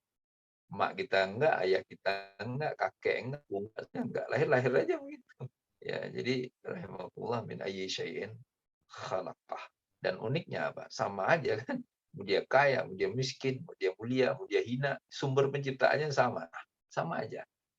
Ya, maka semuanya juga akan kembali kepada tanah. Min ayyi syai'in khalaqah. Ya, dia punya emas banyak di lengannya. Emang diciptain dari emas? Enggak juga. Enggak pakai emas sedikit pun. Enggak juga masalah. Ya, jadi rahimakumullah sama aja. Ini bentuk penyadaran yang luar biasa dari Allah SWT. Ini syai'in khalaqah. Ya bercermin kan, kita kalau bercermin mana ada orang bercermin bugil. Bercermin kan dia pakai bajunya yang bagus. Baru habis itu dia berdiri di depan cermin. Habis itu lucunya dia lupa bahwa aslinya itu dia kelihatan bagus karena ada tubuhnya. Tubuh itu dikasih sama Allah. Coba itu kalau jilbab sama baju gamis itu ngegantung, nggak ada orangnya di dalam. Kabur semua kan, pasti dipikir hantu. Jadi nggak ada bagus-bagusnya. Itu yang bikin bagus itu karena ada mukanya, ada badannya, itu maka dipakaikan gamis, barulah dia kelihatan bagus. Jadi, Allah min ayyi syai'in khalaqah. Nah, itu kita ingat terus itu, biar kita nggak sombong, biar kita nggak ujub, biar kita nggak riya dan seterusnya. Seterusnya, ayat berikutnya min nutfatin khalaqahu faqaddara. Allah sampaikan diciptakan dari nutfah, dari satu tetes faqaddara. Kemudian Allah yang takdirkan. Akhirnya Allah sempurnakan penciptaan. Allah takdirkan dia hadir ke muka bumi. Allah takdirkan dia menjadi manusia. Allah takdirkan dia bisa beramal, bisa berbuat. Ya kan? Ada yang lahir doang, lahir. Ada yang nggak lahir bahkan. Ada nutfahnya tapi nggak lahir ke muka bumi ini. Untuk lahir. Ada yang ditakdirkan untuk lahir nggak dapat nikmat sempurna tubuhnya. Akhirnya mungkin berkebutuhan khusus. Ada yang ditakdirkan untuk lahir sempurna. Habis lahir ditaruh ke tempat sampah sama emaknya. Ya kan? Berarti nggak ditakdirkan diasuh oleh emaknya sendiri. Ya, jadi Masya Allah. Kalau bayangkan betapa banyak itu nikmat dari Allah. Udahlah, tadi cuma dari tanah, dari satu tetes. Kemudian ditakdirkan bisa tumbuh besar baik sebagai janin di dalam rahim. Kemudian lahir dengan baik. Kemudian dia bisa banyak sekali kan Allah Subhanahu wa taala, banyak sekali kebaikan-kebaikan rahmat yang Allah berikan untuk kita itu. Maka balik lagi kita ke ayat yang tadi kan kutilal insanu ma akfarah. Tapi kok membangkang ya? Udahlah dia cuma dari tanah, udahlah dia diciptakan dari hal yang sederhana, semua prosesnya dilindungi dan dirahmati oleh Allah SWT, tapi tetap saja tidak mau beriman kepada Allah Subhanahu wa taala. Enggak cukup sampai di situ, Allah jelaskan lagi, "Wasabila yassara." Ada mufassir, kalau ibu pernah baca tafsir Ibnu Katsir, itu ada namanya Syekh Al-Aufi. Nah, beliau mengatakan dalam tafsirnya, itu sabila yassarah itu apa? Bahwa bayi itu mudah untuk keluar dari rahim maknya. Ya, jadi mudah untuk keluar. Itu kan sekarang oke lah ada operasi sesar. Zaman dulu kan nggak ada. Tapi nggak ada juga masalah zaman dulu sampai banyak bayi nggak bisa dilahirkan. Eh, karena nggak ada operasi sesar, nggak bisa keluar dari jalurnya. Nggak ada kan. Jadi lahir, mudah dia lahir. Tahu dia jalan keluarnya, dia harus kemana. Gitu. Coba kalau dia nusuknya ke atas, ke jantung maknya itu. Jadi repot. Tapi dia udah tahu jalannya. Makanya ada ulama, kalau antum baca di tafsir Ibnu Katsir, itu artinya dari awal darah itu ditakdirkan oleh Allah, bayi itu sehat di dalam janin, di dalam rahim, kemudian dia sampai 9 bulan, kemudian dia tahu kemana dia harus keluar. Masya Allah. Itu saja sudah nikmat besar dari Allah Subhanahu wa taala. Kan nggak sempat diajarin kan, nggak ada emaknya itu pas anaknya hamil terus pegang-pegang perut, terus emaknya bilang gini, nanti lahirnya ke bawah ya, jangan ke atas, jangan ke samping kiri kanan. Nggak ada emak tuh, emak di mana sehat. Terus anaknya tahu sendiri harus keluar lewat mana. Allah Akbar. Itu nikmat besar dari Allah Subhanahu wa taala. Ya, berikutnya rahimakumullah. Tsumma amatahu fa'aqbarah. Kemudian ya Allah mencabut nyawanya, mematikannya dan kemudian dia dikuburkan. Fa'aqbarah. Mati itu nikmat. Ya, itu juga nikmat. Ini cerita nikmat semua ini. Kaitannya semuanya dengan kutilal insanu ma'akfarah. Nah, lihat orang kan, orang nggak meninggal-meninggal, pasti kita semua pernah ketemu dengan saudara kita, atau orang tua kita, atau kakek kita, atau siapalah yang usianya sudah lanjut, yang kemudian ngomongnya begitu, saya udah siap kalau memang dipanggil oleh Allah. Kayaknya saya udah siap. Bagi yang bersangkutan, ternyata kematian itu sudah sesuatu yang diharapkan. Kematian itu sudah menjadi semacam nikmat bagi diri. Masya Allah. Ya, dan kemudian ya bagi saudara-saudara kita juga kan kita baca dalam sejarah perjalanan Islam itu kan, yang mereka berjuang fisabilillah. Luar biasa itu perjuangan masa itu kan, nggak kayak sekarang ditembak kalau berjuang kayak di Palestina itu kan. Kalau dulu lebih sadis kan, orang pakai pedang. Perang zaman dulu kan nggak ada pakai tembakan, mau Romawi, Yunani. Yunani, apa semua sama-sama pakai pedang. Itu ada yang lengannya terputus, tangannya terputus, kakinya terputus, macam-macam terputus. Nah kemudian Allah beri kematian, maka itu nikmat. Kenapa? Karena dia nggak perlu harus menderita. Dengan cacat tubuh yang dialaminya, justru ia mendapatkan pahala syahid, akan segera masuk ke dalam surganya Allah Subhanahu wa Ta'ala. Di kematian itu nikmat. Termasuk bagi sebagian saudara kita yang sakitnya udah parah sekali. Ya udah ada akhirnya dalam hatinya muncul rasa, ya Allah, nikmat sekali kalau meninggal ya Allah. Masya Allah. Ya, kemudian yang terakhir fa'akbarah, dikuburkan itu juga adalah nikmat. Ya, di Islam itu kan nggak dibakar mayatnya, nggak juga diapungkan ke laut, nggak juga disembunyikan di bukit atau di gua, tapi dikebumikan. Jadi mulia sekali ketika dikebumikan. Nggak ada aibnya sama sekali, nggak ada aibnya. Coba antum bayangkan, kalau misalnya disembunyikan di bukit itu ya, dulunya gagah perkasa, setelah itu meninggal, setelah 3 tahun orang-orang pada ngeliat, ih ternyata tulangnya begini doang, gaya doang dulu lagi hidupnya. Aibnya jadi terumbar kemana-mana. Dibakar rasanya keji sekali. Rahimakumullah. Dari sisi kemanusiaan nggak sanggup kita membayangkan orang itu walaupun sudah mati dibakar. Apalagi dalam syariat ini kita diingatkan bahwa mayat itu hanya tidak bisa merespon saja. Tapi pada hakikatnya dia masih merasakan apa yang terjadi di sekelilingnya, termasuk dia masih bisa merasakan apa yang diperlakukan terhadap tubuh. Jadi rahimakumullah dari Allah. Jadi syariat pemakaman sebagaimana yang dipraktekkan oleh umat Islam, itulah syariat pemakaman paling mulia yang dimiliki oleh umat manusia hari ini sampai hari kiamat nanti. Mana ada juga coba kalau kayak umat Islam itu. Nggak ada kan? Mayatnya diangkat pelan-pelan, ya kan? Pertama sekali dimandikan. Pada saat dimandikan tidak boleh ada yang lihat. Hanya yang boleh masuk sanak keluarga saja. Tidak perlu rame-rame. Dibersihkan dengan pelan-pelan. Airnya dituang pelan-pelan ke badannya. Jangan buru-buru. Sudah benar-benar bersih baru diangkat.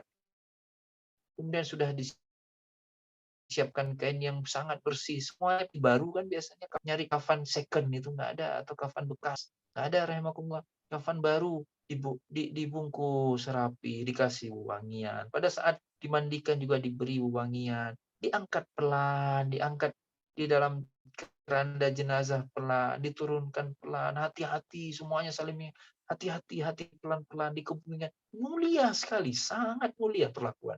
Itu kan nikmat dari Allah. Nikmat karena kita berislam, nikmat karena kita bersyariat Islam. Ya. Maka kenapa kutil sanumah akfah sampai mati pun belum sempurna, belum bersedia untuk menerima agama Allah Subhanahu wa taala. Tsumma idza syaa'a ansyarah. Ya, kemudian jika Allah ingin maka Allah bangkitkan. Nah, ini artinya bukan bukan bermakna kalau Allah nggak dibangkitkan. Ini untuk menunjukkan bahwa kebangkitan itu hanya terjadi atas keinginan dan kehendak Allah SWT. Nggak ada kebangkitan di luar kehendak Allah SWT. Maka nggak usah nunggu-nunggu, bahkan ada film itu arwah bangkitlah apalah, orang kubur bangkit ya. Tenang aja. Yang dibangkitkan itu hanya Allah yang akan membangkitkan. Dan itu hanya akan terjadi di hari kiamat nanti. Rahimakumullah. Ya, jadi kesadaran ini apa maknanya bahwa kebangkitan itu karena kehendak Allah? Artinya Allah ada maunya kan? Allah ingin meminta pertanggungjawaban. Kita kan harus jawab. Rezeki dari mana, digunakan untuk apa? Umur untuk apa dihabiskan, ya kan? Kemudian apa lagi? Sehat, tenaga, organ tubuh gunakan untuk apa? Semuanya, semua peran yang kita mainkan kemudian sebagai ibu, sebagai kakak, sebagai adik, sebagai anak juga, sebagai saudara, sebagai tetangga, sebagai anggota majelis taklim, ya dan seterusnya. Terakhir, falyunziril insanu kalla lamma yaqdi ma amarah. Sekali lagi, manusia itu benar-benar tidak ada yang selesai menunaikan apa yang diperintahkan kepada dia. Ya, salah. Ya, kalla lamma yaqdi ma amarah. Tidaklah manusia itu berhasil menuntaskan apa yang diperintahkan kepadanya. Maka rahimakumullah, mari kesimpulannya di bagian yang kedua ini tadi dari ayat berapa, ayat 17 sampai ayat 23 itu, bahwa kita harus sadar jangan sampai rahimakumullah ajal jemput kita masih saja dalam kondisi tidak sepenuh hati untuk menerima ajaran agama Allah SWT. Jangan pernah berpikir ajaran agama yang benar ini hanya sesuai dengan kebiasaan kita lah. siapapun orangnya, kalau ternyata ada yang merasa ajaran agama ini semuanya sesuai, maka berarti dia nggak perlu lagi agama, dia udah benar.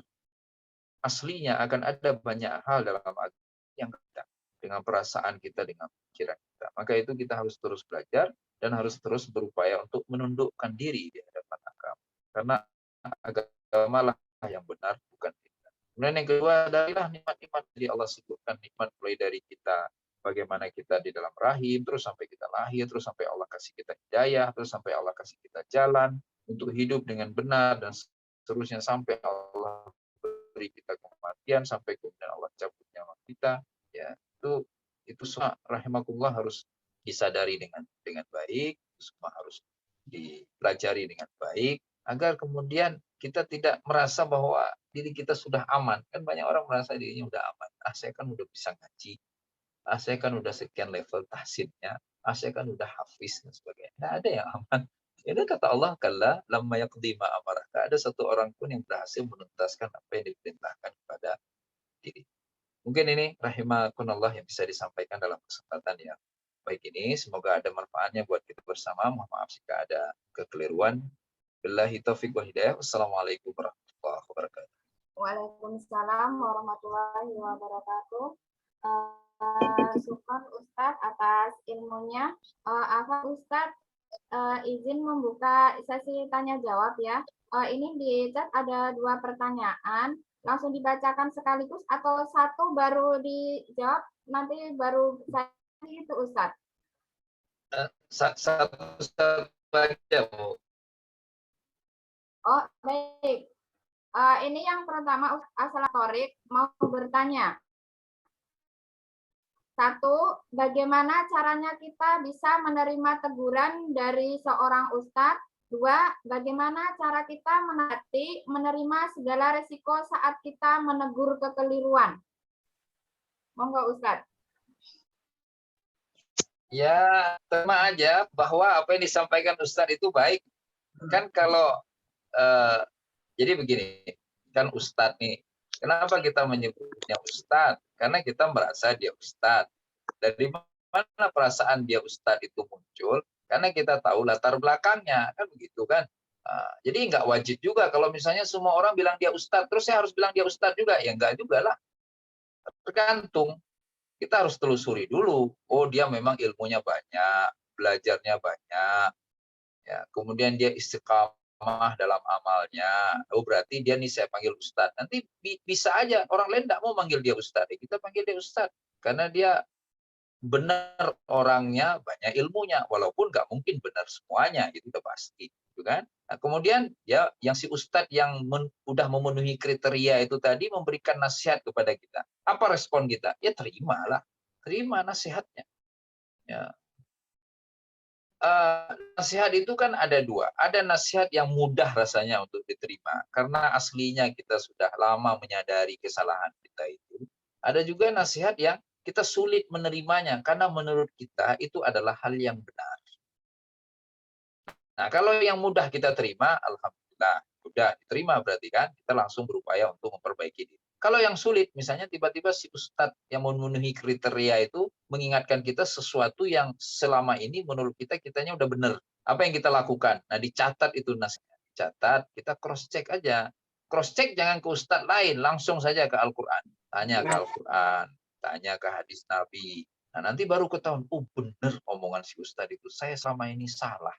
Berarti saya harus segera merubah diri saya. Kalau memang saat mendengar nasihat dari si Ustadz ada keraguan-raguan. Tapi kalau udah nggak ada ragu sama sekali, ya langsung saja itu diterima untuk memperbaiki diri.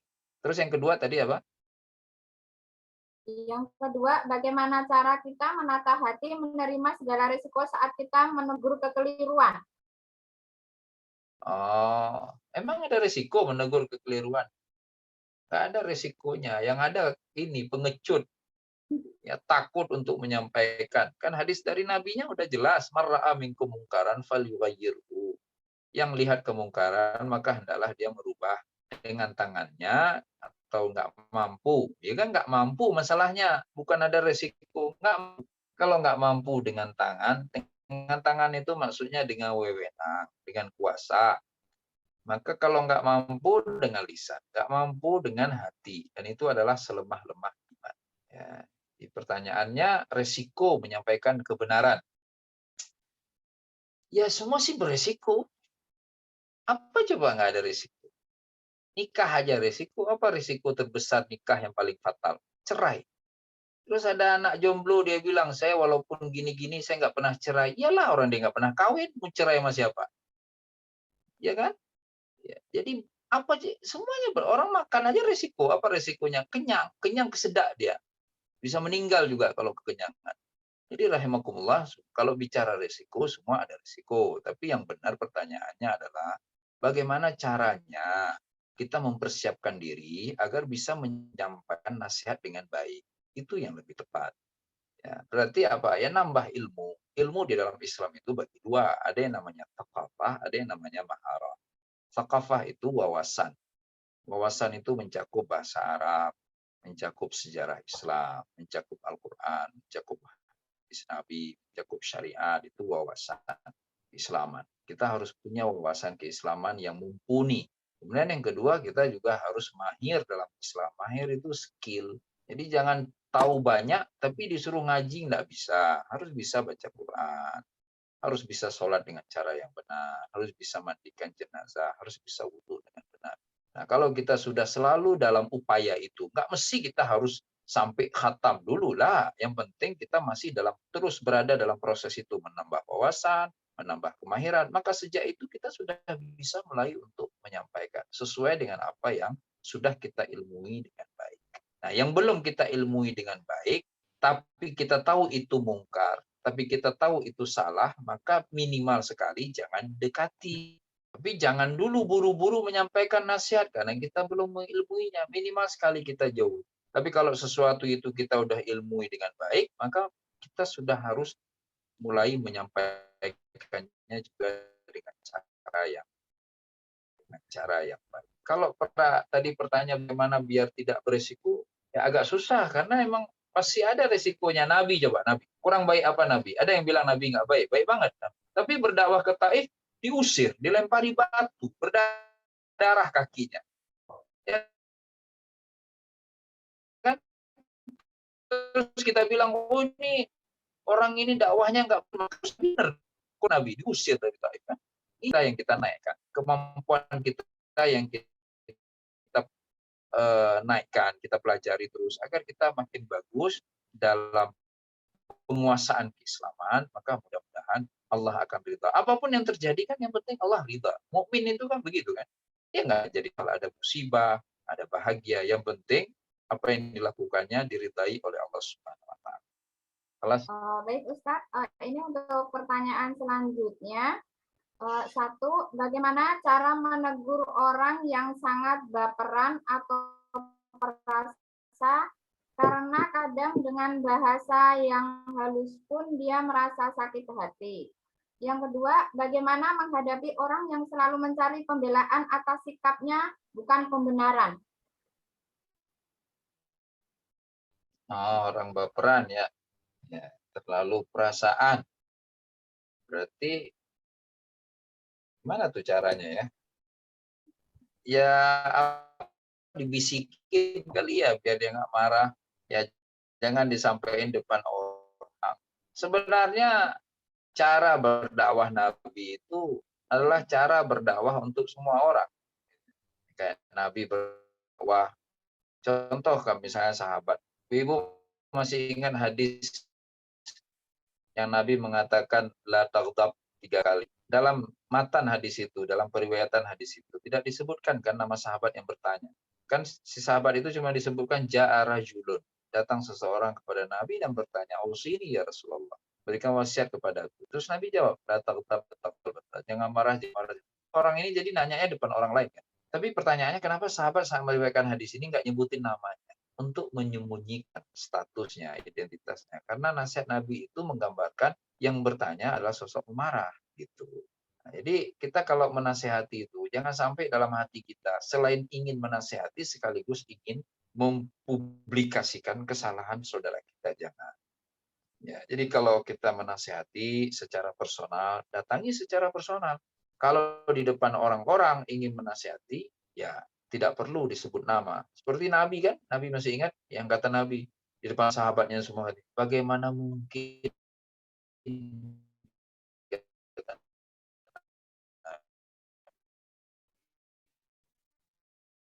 ada orang dia cuma ngomong doang gitu. Bagaimana mungkin ada orang gitu. Jadi kan sahabat pada nggak tahu dan nggak sadar bahwa sebenarnya Nabi sedang menasihati salah satu yang hadir di depan Nabi Shallallahu Alaihi Wasallam. Jadi tapi kan zaman Nabi nggak ada dibahasakan ini metode dakwah untuk tipe baperan, ya kayak gitu. Ya dakwah aja.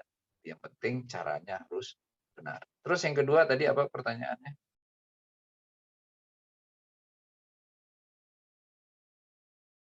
Nggak kedengeran. Di-unmute, Bu. Di-unmute dulu. Afwan Ustadz, bagaimana menghadapi orang yang selalu mencari pembelaan atas sikapnya bukan pembenaran? Ya biarin aja lah. Ya tinggalin aja dia. Habis disampaikan terus dibiarin. Besok ada kesempatan sampaikan lagi. Besok sampaikan lagi. Tipikal begitu banyak sekali zaman Nabi. Nabi nggak pernah ambil pusing. Apa buktinya? Nggak pernah ada berita Nabi nggak tidur malam. Nggak bisa tidur. Apa tuh amnesia. Kepikiran sama orang-orang yang menolak dakwahnya. Lah orang siangnya baru pamannya sendiri kan. Tabban laka ya Muhammad. Mampus engkau Muhammad. Malamnya Nabi tidurnya nggak ada tuh masalah itu dibawa ke keluarganya. Dan kita nggak perlu berharap semua orang mau mendengarkan kita. Emang siapa kita? Kita nabi juga bukan, sahabat bukan, orang berilmu juga bukan. Kita biasa aja. Jadi begitu ada penolakan yang benar, kalau nabi introspeksi diri. Oh, aku masih banyak dosa. Makanya kenapa dalam sejarah perjuangan Rasulullah SAW, Nabi luar biasa qiyamul lail. Apa yang Nabi lakukan sebenarnya? Nabi ingin beribadah secara lebih banyak kepada Allah, mensyukuri nikmat yang Allah berikan kepadanya. Sekaligus Nabi berdoa agar dakwahnya, amanah dakwah yang dibebankan kepada Nabi bisa terlaksana dengan baik. Nah, jadi dai itu kan dia nggak buru-buru kalau ada orang menolak dakwahnya langsung orang yang menolak itu harus salah, nggak begitu. Dia harus langsung cepat berpikir, wah saya kayaknya masih banyak dosa ini, orang nggak mau dengerin saya. Walaupun orang itu nggak tahu aib saya, bisa jadi Allah tidak mau memberinya hidayah melalui saya karena saya banyak aib. Nah, dai harus mikirnya seperti itu. Maka kalau dia ditolak terus sama orang dakwahnya, nah, dia harus banyaklah salat malamnya, banyakin zikirnya, banyakin istighfarnya. Ya. Baik Ustadz, ini ada 2 pertanyaan lagi. Yang ini, Ustadz, apakah kita termasuk orang yang cinta dunia ketika kita takut dengan kematian? Iya, itu satu paket kan. Kelak kata Nabi, kamu banyak, tapi seperti buih di lautan, nggak kuat sama sekali. Sahabat kan bingung, karena sahabat tahu kalau banyak itu kuat. Kenapa nanti di akhir zaman akan ada banyak orang Islam, tapi keadaan Islam tidak kuat. Jawaban Nabi, karena mereka ditimpa penyakit wahad, hubbud dunya, wa karahiyatul maut, cinta berat sama dunia dan takut mati. Itu penyakitnya tuh, cinta dunia, takut mati. Itu udah jadi pasangan itu. Kalau orang takut mati biasanya pasti karena cinta dunia, orang cinta dunia biasanya ujung-ujungnya takut mati. Ya, tapi pertanyaannya, ada nggak orang yang nggak cinta dunia? Ya nggak, hampir nggak ada. Terus yang kita lakukan berdunia ini sekarang, boleh nggak kemudian kita cintai? Rahimahullah, dunia itu hanya boleh dicintai untuk dijadikan sebagai wasilah. Tidak dicintai untuk dijadikan sebagai hadaf. Itu maksudnya. Jadi cinta dunia sebagai wasilah itu sah-sah aja. Misal cinta berat sama istri ya, atau istri cinta berat sama suami. Kan itu dunia tuh. Boleh nggak? Boleh. Biar apa? Biar masuk surga. Kan berkeluarga itu setengah agama. Cinta berat sama anak biar bisa masuk surga melalui didik anak. Ku anfusakum wa ahlikum nara. Cinta berat sama rumah biar bisa rumah jadi tempat ibadah yang nyaman untuk dirinya dan keluarganya. Cinta berat sama kendaraan biar kendaraan bisa menghantarkannya menuju tempat yang diridai oleh Allah Subhanahu wa taala. Gitu. Cinta berat sama tanah biar tanah ini mudah-mudahan bisa menjadi bekal yang baik buat anak-anak agar mereka bisa berjuang di jalan Allah. Makanya caranya bagaimana? Kalau kita senang sama dunia, kaitkan dunia yang kita senangi, itu yang kita cintai itu dengan akhirat. Kalau nggak bisa terkait dengan urusan akhirat, maka lepaskan rasa cinta terhadap dunia itu. Kan ada kan, nanti kita bingung, ini apa urusannya lagi sama akhirat? Tapi kayak sampai cinta banget, berarti pelan-pelan dilepaskan. Seperti itu. Biar jangan sampai ujung-ujungnya kita kena penyakit takut mati. Maka boleh nggak takut mati? Boleh. Takut mati dalam keadaan su'ul khatimah. Nah, itu justru baik. Ya, tapi kalau pokoknya saya nggak mau mati dulu, mau di masjid, mau di apapun, ya enggak gitu. Tapi takut mati su'ul khotimah. Kalau husnul khotimah, oh ya nggak masalah. Ya kan? Baik. Baik Ustadz, ini pertanyaan terakhir. Ustadz, bagaimana jika ada orang yang datang untuk mengaji ke kita, tapi kita arahkan ke orang lain yang lebih mumpuni, apakah itu saya salah? Nah, itu benar banget itu. Begitulah etika talabul ilmi ya. Dalam Islam ada kode etik menuntut ilmu. Jadi murid itu kalau dia menuntut ilmu cari guru terbaik. Kemudian etika gurunya bagaimana? Ketika ada murid yang datang kepadanya, kalau dia tahu ada orang yang lebih baik dari dirinya, maka diarahkan orang itu ke orang yang lebih baik. Itu guru yang mulia, itu guru yang berakhlak mulia. Ya. Tapi jangan juga ngeles, bilangnya ada orang lebih baik, padahal dianya males. Ya enggak begitu. Ya. Baik, syukran Ustadz. Sepertinya saya cukupkan sekian dulu ya Ibu-Ibu untuk sesi tanya jawab. Demikian tadi materi dari Ustadz. Mudah-mudahan ilmunya bermanfaat dan mudah-mudahan kita bisa mengaplikasikannya dalam kehidupan sehari-hari kita. Untuk acara selanjutnya yaitu penutup kepada Ustadz. Saya mohon kiranya berkenan untuk memimpin doa penutup Ustadz. Ya. Diawali dengan istighfar 3 kali, astaghfirullah wa atubu ilaih, astaghfirullah wa atubu ilaih, astaghfirullah wa atubu ilaih. Al-Fatihah. A'udzu billahi minasyaitonir rajim. Bismillahirrahmanirrahim. Alhamdulillahi rabbil alamin, arrahmanir rahim, maliki yaumiddin. Iyyaka na'budu wa iyyaka nasta'in. Ihdinas siratal mustaqim. Siratal ladzina an'amta 'alaihim ghairil maghdubi 'alaihim waladdallin. Alhamdulillahi rabbil alamin, hamdan yuafi ni'amah kafi mazidah ya rabbana lakal hamdu kama yanbaghi li jalali wajhikal karimi wa 'azimi sultanik. Allahumma ighfir lana wa liwalidayna warhamhuma kama rabbayana shighara. Allahumma ighfir lana wa li ikhwanina alladhina sabaquna bil iman wa la taj'al fi qulubina ghillan lil ladzina amanu rabbana innaka ra'ufur rahim. Allahumma iftah lana abwaaba rahmatika wa rizqika ya arhamar rahimin. اللهم ارزقنا إيمانا كإيمان أصحاب رسولك محمد صلى الله عليه وسلم. اللهم اشفي مرضانا، اللهم ارحم موتانا، اللهم ارفع عنا هذا البلاء والوباء برحمتك يا أرحم الراحمين. اللهم ربنا آتنا في الدنيا حسنة وفي الآخرة حسنة وقنا عذاب النار. وصلى الله على محمد وعلى آله وصحبه وسلم. وآخر دعوانا أن الحمد لله رب العالمين. Amin, amin, ya rabbal alamin. Syukron Ustadz atas waktunya. Mungkin Ustadz masih ada agenda lain, kami persilakan untuk live dari Zoom. Ya, assalamualaikum. Jazakumullahu khairan Ustaz. Wa iyyakum. Waalaikumsalam warahmatullahi wabarakatuh. Alhamdulillahirabbil alamin.